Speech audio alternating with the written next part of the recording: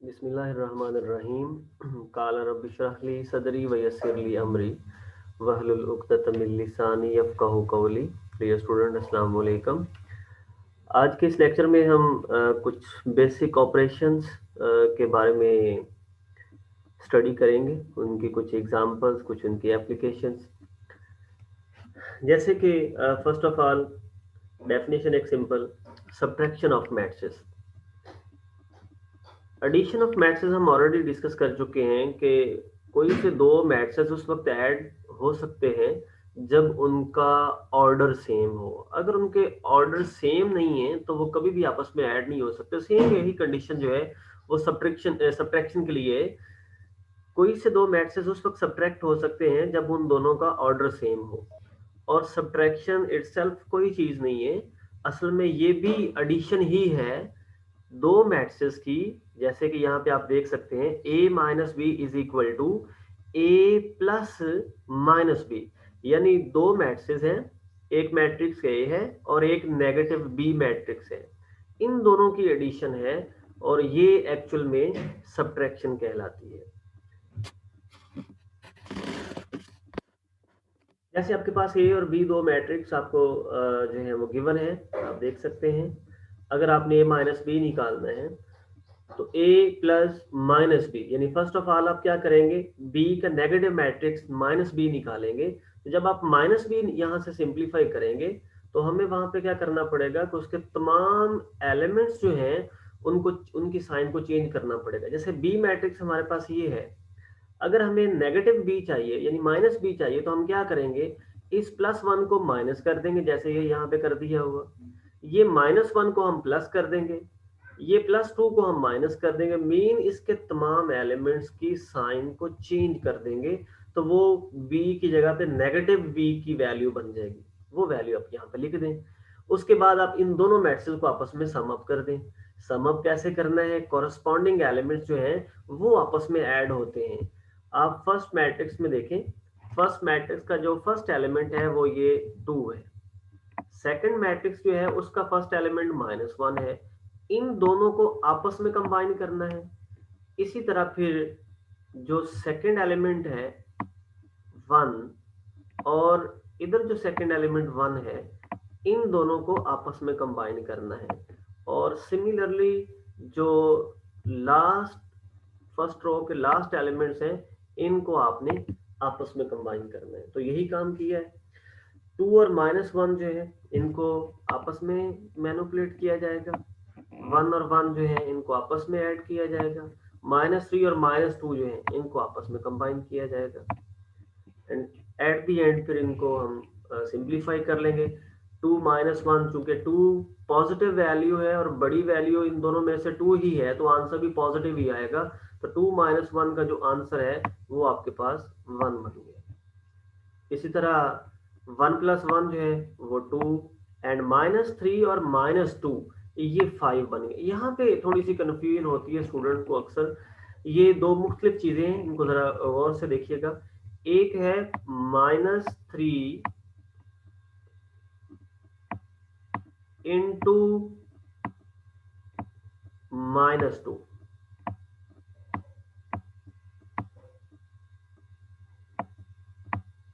एक ये सिचुएशन है और दूसरी ये सिचुएशन है। ये दोनों डिफरेंट चीजें हैं। यहाँ पे सिंपल माइनस थ्री और माइनस टू है, लेकिन अगर आप यहाँ पे देखें तो ये माइनस थ्री और माइनस टू के दरमियान में मल्टीप्लीकेशन भी है। ये जो ब्रैकेट्स की सिंबल है, ये जो दोनों ब्रैकेट्स के दरमियान में अगर कुछ ना लिखा हो यहाँ पे तो इसका मतलब है यहाँ पे मल्टीप्लीकेशन की साइन होती है। तो माइनस थ्री और माइनस टू इधर मल्टीप्लाई हो रहे हैं आपस में। तो जब ये मल्टीप्लाई होंगे देन माइनस माइनस जो है वो मिलके प्लस होगी। लेकिन अगर दरमियान में मल्टीप्लीकेशन नहीं है तो माइनस का थ्री और माइनस का टू जो है ये मिलकर माइनस का ही फाइव रहेगा, प्लस नहीं फाइव कर देना इसको। ओके, तो ये इसकी सब्ट्रैक्शन का प्रोसेस है। इसी तरह जो एडिशन है वो भी हम कॉरेस्पॉन्डिंग एलिमेंट्स को आपस में ऐड करेंगे।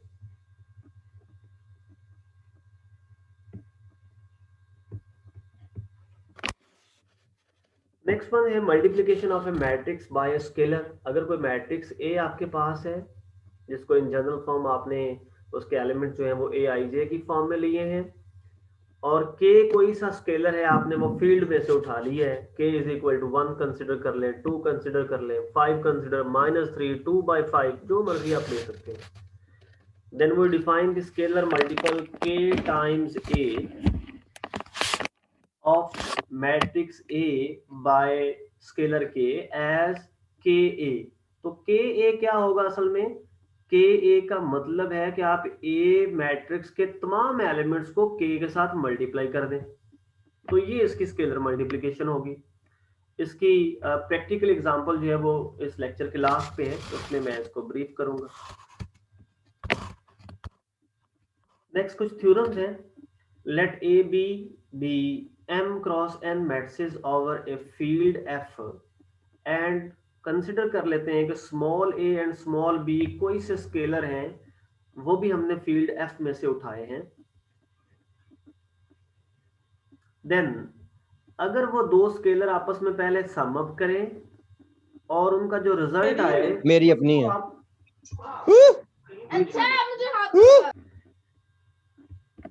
तो अगर दोनों को पहले आप दोनों स्केलर्स को सम अप कर लें और फिर उसका जो रिजल्ट आएगा उसको आप मैट्रिक्स ए के साथ जो है मल्टीप्लाई करें, ये एक लेफ्ट साइड आपकी बन गई।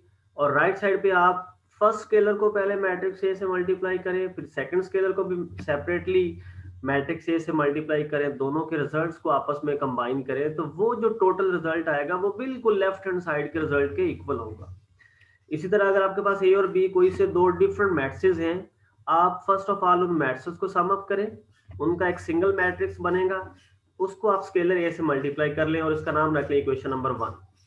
राइट साइड पे क्या करना है, आपने मैट्रिक्स ए को भी उसी स्केलर से मल्टीप्लाई कर लेना है और मैट्रिक्स बी को सेपरेटली उस स्केलर से मल्टीप्लाई कर लेना है, और दोनों का जो रिजल्ट बनेगा आपने उन दोनों के रिजल्ट को फिर आपस में कंबाइन करना है। तो ये जो कंप्लीट रिजल्ट है ये लेफ्ट हैंड साइड के इक्वल आएगा, इसमें कोई फर्क नहीं होगा। ए और बी ये जो स्मॉल फॉर्म में है ये स्केलर नंबर है, जैसे 2 और 3 की कंसीडर कर लें आप, और कैपिटल जो वर्ड्स हैं ये मैट्रिक्स को रिप्रेजेंट करते हैं। फर्स्ट ऑफ ऑल आप स्मॉल बी को इस मैट्रिक्स ए से मल्टीप्लाई करें और देन इस स्केलर ए के साथ जो रिजल्ट आया था उसको मल्टीप्लाई कर लें, इसका नाम आप लेफ्ट हैंड साइड रख लें।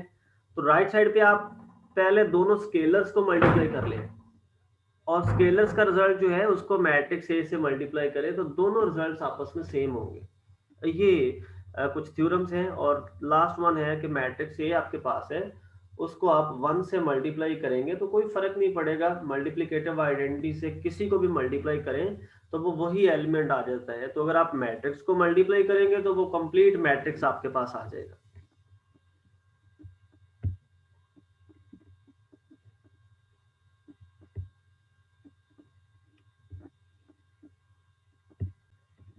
इनके जो प्रूफ हैं वो बड़े सिंपल से हैं।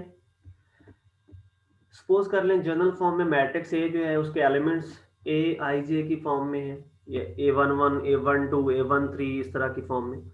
तो जो बी मैट्रिक्स है उसके एलिमेंट बी आई जे की फॉर्म में है। तो अगर फर्स्ट थ्योरम आपने प्रूव करना है उसकी फर्स्ट हैंड साइड को कंसिडर करें, ए और बी जो है इन दोनों का जो सम है उसको आपने मैट्रिक्स ए के हर एलिमेंट से मल्टीप्लाई करना है, और मैट्रिक्स ए के जो एलिमेंट्स हैं उसको आपने स्मॉल ए आई जे से जो रिप्रेजेंट किया है, तो आप स्मॉल ए आई जे को इस सम के साथ मल्टीप्लाई कर देंगे। इट मींस आपने मैट्रिक्स ए के हर एलिमेंट के साथ ये क्वांटिटी जो है ये मल्टीप्लाई कर दी है। देन इस स्मॉल ए को, चूंकि ब्रैकेट है दरमियान में, ये जो ए आई जे है ये दोनों के साथ सेपरेटली आएगा, ए के साथ भी सेपरेटली और बी के साथ भी सेपरेटली आएगा। अब ये एक सेपरेट मैट्रिक्स है और ये एक सेपरेट है, असल में हमने इन दोनों को कंबाइन किया है, तो आप इनको सेपरेट भी कर सकते हैं। अगर दो मैट्रिक्स को आप सम अप कर सकते हैं तो सम अप से आप उनको वापस उनकी ओरिजिनल फॉर्म में भी लिख सकते हैं, कोई मसला नहीं है। तो हमने फर्स्ट पार्ट को सेपरेट मैट्रिक्स की फॉर्म में ट्रांसफॉर्म कर दिया और जो सेकंड पार्ट था उसको एक सेपरेट मैट्रिक्स की फॉर्म में ट्रांसफॉर्म कर दिया। अब ये जो स्मॉल ए है ना ये एक स्केलर है, लेकिन जो ए आई जे है ये एलिमेंट ऑफ मैट्रिक्स है। एलिमेंट ऑफ मैट्रिक्स वहां से खत्म नहीं किया जा सकता, लेकिन जो स्केलर है अगर वो कॉमन आ रहा है तो आप कॉमन निकाल सकते हैं। तो ये जो स्मॉल ए आई जे है, ये असल में उस मैट्रिक्स के तमाम एलिमेंट्स को रिप्रेजेंट करता है, यानी ये होल मैट्रिक्स के एलिमेंट्स को रिप्रेजेंट करता है। तो अगर स्मॉल ए हर एलिमेंट के साथ आ रहा है तो बच्चे आप इसको कॉमन निकाल सकते हैं स्मॉल ए को। इसी तरह स्मॉल बी भी तमाम एलिमेंट्स के साथ आ रहा था, उसको भी कॉमन निकाल लें। अब ये जो ए आई जे ब्रैकेट्स की फॉर्म में है, ये ओरिजिनली हमने देखा था कि इसका नाम तो हमने कैपिटल ए रखा था, तो इसकी जगह पे आप कैपिटल ए लिख दें और इस मैट्रिक्स की जगह पे भी आप कैपिटल ए लिख दें। तो ये जो साइड बनी है ये वही है जो आपकी यहाँ पे राइट हैंड साइड थी। इसी तरह से आप सेकंड प्रूफ जो है वो भी कर सकते हैं, A times capital A plus capital B. और ये मैंने आपको ऑलरेडी बताया है कि जो कैपिटल लेटर्स हैं वो मैट्रिक्स को डिनोट करते हैं और जो स्मॉल लेटर्स हैं वो स्केलर्स को रिप्रेजेंट करते हैं। तो हमने फर्स्ट ऑफ ऑल ब्रैकेट के अंदर देखा तो capital A plus capital B था, इट मींस हमने दोनों मैट्रिक्स को ऐड करना है। तो स्मॉल ए जो कैपिटल ए है इसके एलिमेंट स्मॉल ए आई जे की फॉर्म में थे और जो मैट्रिक्स बी है इसके एलिमेंट स्मॉल बी आई जे की फॉर्म में था। तो हमने उनको आपस में कंबाइन कर लिया, सम अप कर लिया। और फिर जो बाहर स्केलर था, ये जो स्केलर है इसकी क्वालिटी है कि आप इसको पूरे मैट्रिक्स के एलिमेंट से मल्टीप्लाई भी कर सकते हैं और अगर कॉमन आ रहा है तो बाहर भी कॉमन निकाल सकते हैं। तो यहाँ पे ये कंप्लीट मैट्रिक्स के साथ मल्टीप्लाई हो रहा था ये स्मॉल है, तो हमने इसके अंदर जितने भी एलिमेंट्स थे उनके साथ मल्टीप्लाई कर दिया। मल्टीप्लाई करने के बाद ये फर्स्ट पार्ट बन गया और ये सेकंड पार्ट। दोनों पार्ट्स को आप सेपरेटली मैट्रिक्स में कन्वर्ट कर सकते हैं। और यहाँ से अगर आप देखें तो स्मॉल ए आपका कॉमन आ जाएगा बाहर और इधर से भी स्मॉल ए कॉमन आ जाएगा, उसको भी बाहर लिख लें। ये जो ए आई जे इन ब्रैकेट्स की फॉर्म में है ये मैट्रिक्स ए है और ये जो बी आई जे मैट्रिक्स इस स्क्वायर ब्रैकेट्स की फॉर्म में है ये आपका मैट्रिक्स बी है। आप इनकी जगह पे इनकी ओरिजिनल जो नॉमिनेशन है वो आप रिप्लेस कर दें तो ये आपकी बेटे राइट हैंड साइड बन जाएगी। इस तरह से हमने इन प्रूफ्स को जो वेरीफाई करना है। जैसे हम स्टडी कर चुके हैं कि कोई से दो मैट्रिसेस आपस में उस वक्त सम या सब्ट्रैक्ट होंगे जब उनका ऑर्डर सेम होगा। इसी तरह प्रोडक्ट के लिए भी एक प्रॉपर्टी है और ये बड़ी इंपॉर्टेंट प्रॉपर्टी है। Two matrices A and B are said to be conformable for the product AB if the number of columns in A, यानी फर्स्ट वाला जो मैट्रिक्स है उसके number of columns is equal to the number of rows in B, यानी second जो matrix है उसकी जो रोज की तादाद है वो फर्स्ट मैट्रिक्स के कॉलम्स की तादाद के बराबर होना चाहिए। तो इसको एक सिंपल वर्ड कर से आप याद कर सकते हैं। इसके इस वर्ड के उर्दू के इस लफ्ज के दो हिस्से बनते हैं। जो फर्स्ट पोर्शन है वो काफ है और जो सेकंड पोर्शन है वो रे है। तो आप यूं समझिए काफ से कॉलम और रे से रो। तो फर्स्ट मैट्रिक्स के कॉलम्स और सेकंड मैट्रिक्स की रोज की तादाद अगर बराबर है तो वो मल्टीप्लाई कर सकते हैं। तो यही हमने इसके में याद रखना था। जैसे सपोज करें मैट्रिक्स ए है उसका ऑर्डर जो है वो m क्रॉस n है और मैट्रिक्स बी जो है उसका ऑर्डर n क्रॉस p है। हम ऑर्डर से देख के बता सकते हैं कि ये आपस में मल्टीप्लाई कर सकते हैं कि नहीं कर सकते, क्योंकि हमें पता है कि हर ऑर्डर में जो फर्स्ट एलिमेंट होता है वो रोज को रिप्रेजेंट करता है, रोज की तादाद को, और जो सेकंड एलिमेंट होता है वो कॉलम्स की नंबर ऑफ कॉलम्स जो हैं उनको रिप्रेजेंट करता है। इसका मतलब फर्स्ट में जो नंबर ऑफ कॉलम्स हैं वो n है और सेकंड में जो नंबर ऑफ रोज हैं वो bn है। इट मींस फर्स्ट के कॉलम्स की तादाद जो है वो सेकंड मैट्रिक्स के रोज की तादाद के बराबर है। तो इट मींस ये आपस में मल्टीप्लाई कर सकते हैं। दूसरी चीज जो इंपॉर्टेंट है जो मल्टीपल चॉइस क्वेश्चन में अक्सर पूछी जा सकती है वो भी बिल्कुल ऐसे ही होती है कि अगर आपके पास एक मैट्रिक्स ए है जिसका ऑर्डर आपको दे दिया है एक m क्रॉस n और दूसरा मैट्रिक्स बी है उसका ऑर्डर आपको दे दिया है n क्रॉस p, तो फिर जो प्रोडक्ट है a और b का इसका इस मैट्रिक्स का ऑर्डर क्या होगा ये बताइएगा। हमें a का पता है m क्रॉस n है और b का पता है उसका ऑर्डर n क्रॉस p है। सबसे पहले हमने ये चेक करना है कि ये मल्टीप्लाई हो सकते हैं। हमने देखा फर्स्ट के कॉलम्स की जो तादाद थी वो n थी, सेकंड के रोज की तादाद भी बिल्कुल उतनी ही n थी। ये दोनों यूं समझिए आपस में कैंसल आउट हो गए। जो रिमेनिंग आपको एलिमेंट नजर आ रहे हैं वो है m, और लास्ट में आपको नजर आ रहा है p। तो इट मींस ये m बाय p, ये इसके फाइनल प्रोडक्ट ए बी का रिजल्ट होगा, ए बी का ऑर्डर होगा। तो आपको अगर दो डिफरेंट मैट्रिक्स के ऑर्डर दे दिए जाएं और आपको कहा जाए उनके प्रोडक्ट का ऑर्डर निकालो, तो वहीं से आप उसका ऑर्डर निकाल सकते हैं। फर्स्ट के कॉलम और सेकंड की रोज जो सेम है उनको छोड़ दें और रिमेनिंग जो दो एलिमेंट्स हैं उनको प्रोडक्ट की फॉर्म में लिख दें। तो m क्रॉस p जो है वो प्रोडक्ट ए बी का ऑर्डर होगा।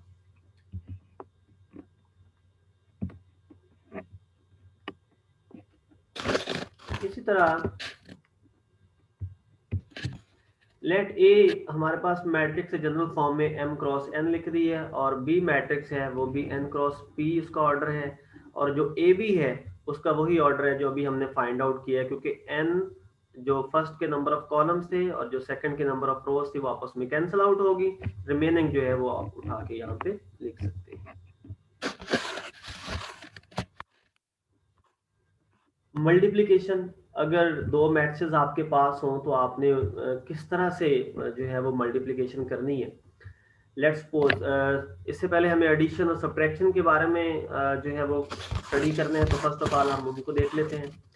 हमारे पास एक्सरसाइज 3.1 का फर्स्ट क्वेश्चन है, उसमें मैट्रिक्स ए की कुछ वैल्यूज दी हैं, मैट्रिक्स बी है उसकी कुछ वैल्यूज दी हैं, 3 क्रॉस 3 का ये दोनों मैट्रिक्स हैं।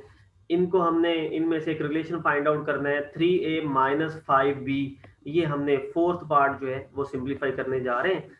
हम सबसे पहले जो एक्सप्रेशन हमने फाइंड आउट करना है उसको लिखेंगे 3 times a minus 5 times b। यहाँ पे 3 और 5 और ये सिंबल एज इट इज लिखेंगे, जस्ट आप a और b की वैल्यू पुट अप कर देंगे।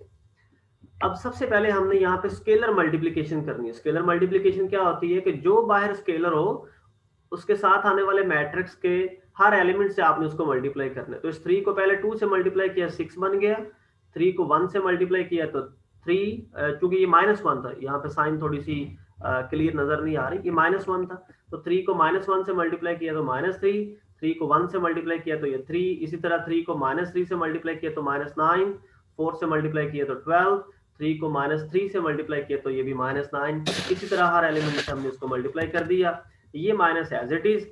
इस 5 को भी इस मैट्रिक्स के तमाम एलिमेंट से उसी तरह हमने मल्टीप्लाई किया, -1 से मल्टीप्लाई किया -5, 1 से किया तो फिर 5, -1 से किया तो -5, 3 से मल्टीप्लाई किया 5 को तो 15, -3 से किया तो -15, और 3 से मल्टीप्लाई किया तो वो 15। इसी तरह बाकी एलिमेंट्स के साथ भी मल्टीप्लाई कर लिया।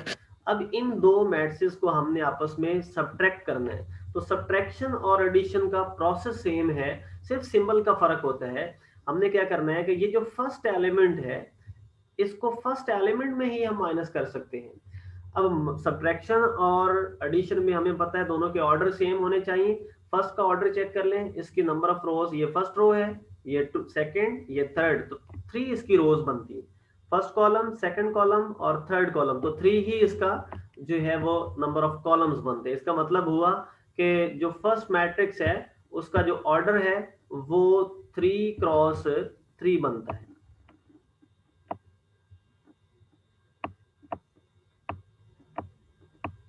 और जो सेकंड मैट्रिक्स है उसमें भी ये first row, second row, third row, first column, second column, third column, तो इसका भी जो ऑर्डर है वो 3 क्रॉस 3 है। तो इसका मतलब जो क्राइटेरिया है एडिशन या सब्ट्रैक्शन का वो यहाँ पे पूरा हो रहा है। तो दोनों का ऑर्डर सेम होना चाहिए, फर्स्ट का भी ऑर्डर 3 क्रॉस 3 है, सेकंड का भी ऑर्डर 3 क्रॉस 3 है।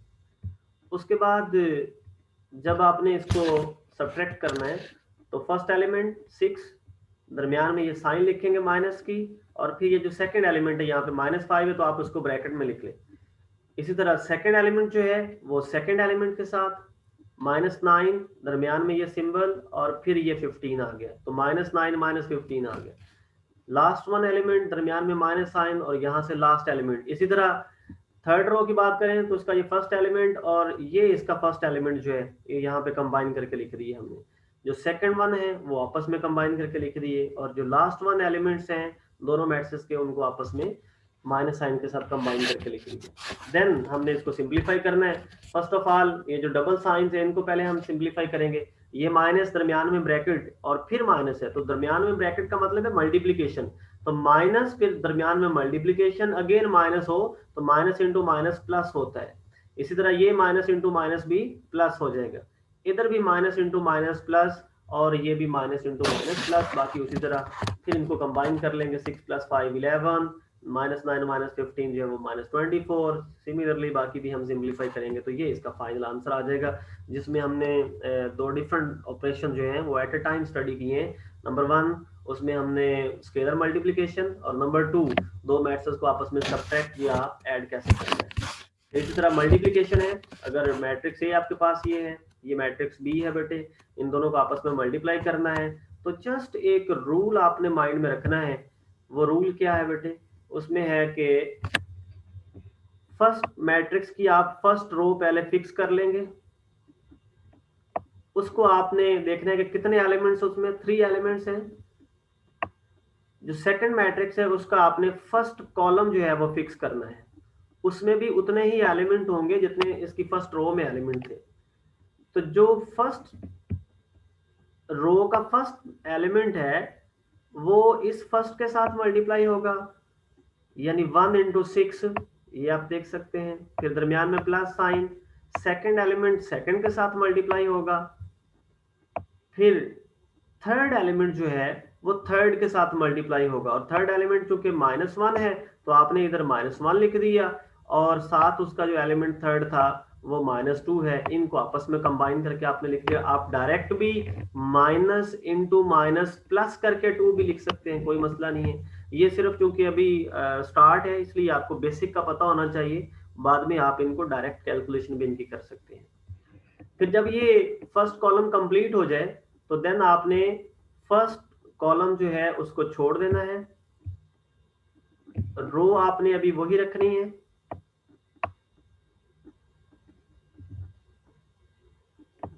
अब आपने सेकंड कॉलम के साथ उसी प्रोसेस को रिपीट करना है, फर्स्ट एलिमेंट फर्स्ट के साथ, सेकंड सेकंड के साथ, और थर्ड थर्ड के साथ, और ये वो आपने रिजल्ट लिख दिया। जब तमाम रोज कंप्लीट हो जाए सेकंड मैट्रिक्स की, फिर आपने जब तमाम कॉलम्स रिपीट हो जाए, जैसे फर्स्ट कॉलम हमने पहले लिखा उसका रिजल्ट ये आपके सामने लिखा हुआ है, फिर आपने सेकंड कॉलम के साथ उसको मल्टीप्लाई किया, उसका रिजल्ट ये लिखा हुआ है।